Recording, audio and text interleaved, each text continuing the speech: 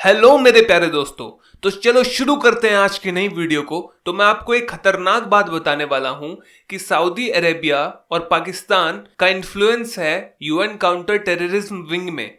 तो देखो इसका मतलब क्या है, मैं आपको बताता हूँ, एक्सप्लेन करता हूँ। तो सुनो ध्यान से। देखो यूनाइटेड नेशंस ने एक ऑर्गेनाइजेशन बनाई थी इन 2011 जो कि बेसिकली इसलिए थी ताकि जितनी भी टेररिस्ट की घटना हो रही है पूरे वर्ल्ड में उसको कॉन्कर किया जा सके। लेकिन 2011 से ही इसमें सऊदी अरेबिया ने बहुत अपना इन्फ्लुएंस बढ़ा लिया। सऊदी अरेबिया ने ये जैसे ही ऑर्गेनाइजेशन लॉन्च हुई उसने $10 मिलियन डोनेट किए इस ऑर्गेनाइजेशन में, और उसके 3 साल बाद ही सऊदी अरेबिया ने $100 मिलियन डोनेट कर दिए। तो भाई आप देख सकते हो कि भैया ये पेट्रोल का यूज जो ये तेल वेल बेच के पैसे कमाता है वो कहां यूज कर रहा है। मैं इसके सारे रीजंस आपको बताऊंगा कि सऊदी क्यों कंट्रोल करना चाहता है यूएन का एंटी टेररिज्म ऑर्गेनाइजेशन। देखो अब आपका क्वेश्चन होगा कि क्या यूएन के पास पैसे वगैरह नहीं रहते हैं क्या भैया, जो ये सऊदी उसको सपोर्ट कर रहा है तो सऊदी उस पर इन्फ्लुएंस कर पा रहा है? देखो नहीं होते हैं, मैं आपको बताता हूं।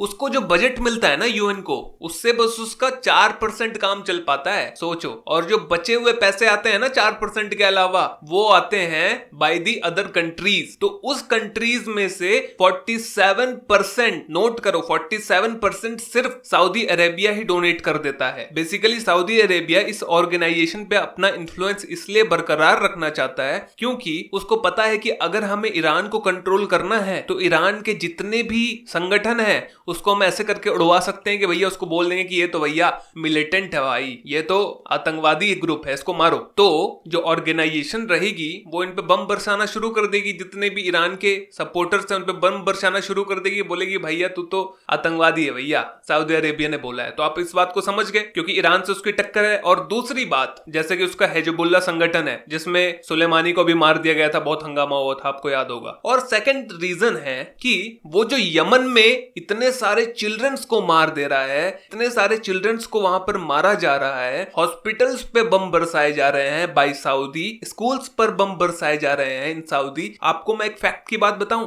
कि अगर यमन में सबसे ज्यादा मौतें जो हो रही है ना वो बम बरसने से नहीं हो रही है, वहां पे सबसे ज्यादा जो मौतें हो रही है ना, जो बच्चे औरतें लोग मर रहे हैं ना वहां पर, वो सिर्फ इसलिए मर रहे हैं ड्यू टू स्टारवेशन, भुखमरी के कारण वहां पर सबसे ज्यादा मौतें हो रही हैं। तो आप समझ सकते हो कि सऊदी कितना अत्याचार कर रहा है। तो इस चीज को कोई उठाए नहीं, इसलिए वो इस एंटी टेररिज्म ऑर्गेनाइजेशन पे कॉन्कर करना चाहता है, इन्फ्लुएंस करना चाहता है कि भैया जैसा हम बोलेंगे वैसे ही करो। क्या होगा अगर यूएन की इस ऑर्गेनाइजेशन पे सऊदी का कंट्रोल नहीं होगा तो यूएन तो ब्लैकलिस्ट कर देगा सऊदी के इस बिहेवियर को, कि बोलेगा तुम इतने बम क्यों बरसा रहे हो, अब तुम्हारी मिलिट्री को भी हम मारेंगे वहां पर, जो मिलिट्री वहां पर आएगी। और यही सेम इंसिडेंट्स हुआ था इन 2015 जब यूएन ने ब्लैकलिस्ट कर दिया था सऊदी के सारे कोalition को कि आप ये गलत कर रहे हो, और उसको पूरी साफ होने की तैयारी कर दी थी कि भैया इसको उड़ा देंगे अब सऊदी के। तो इस चीज से सऊदी अरेबिया बहुत नाराज हो गया था और सऊदी अरेबिया ने धमकी दे दी थी यूएन को कि हम तुम्हारी फंडिंग रोक देंगे अगर तुम हमारे कोalition को ब्लैकलिस्ट करोगे। तो आफ्टर दैट वार्निंग यूएन ने अपना डिसीजन वापस ले लिया था। तो सोचो कि सऊदी की किस हद तक पहुंच है यूएन में और सऊदी किस तरह का अत्याचार कर रहा है इन यमन। अब आप सोचोगे कि यार यूएन में कोई आवाज नहीं उठा रहा, नहीं, देखो यूएन में बहुत आवाज उठ रही है बट उसको सऊदी दबा देता है। 2016 में फॉर्मर यूएन सेक्रेटरी जनरल बन की मून ने सीरियस एलिगेशंस लगाए थे सऊदी पर कि सऊदी इन्फ्लुएंस कर रहा है बहुत ज्यादा यूएन पर, एंटी टेररिज्म ऑर्गेनाइजेशन पर। तो आप समझ सकते हो कि आवाज तो उठती है लेकिन उसको दबा दिया जाता है। अब आप सोचोगे यार चलो ये तो सऊदी की बात हो गई है ना, अब आप सोचोगे कि इसमें पाकिस्तान का कहां से रोल आता है। मैं आपको बताता हूं। देखो एक पाकिस्तान का इसमें जो डायरेक्टर है ना जहांगीर खान, उसके रिलेशंस हैं पाकिस्तान से, वो पाकिस्तान में ही पैदा हुआ है। और जहांगीर खान पे बहुत सारे आरोप हैं कि भैया ये फ्रॉड करता है और इसकी जो प्रॉपर्टी है वो कभी शो नहीं करता ये अपनी प्रॉपर्टी को।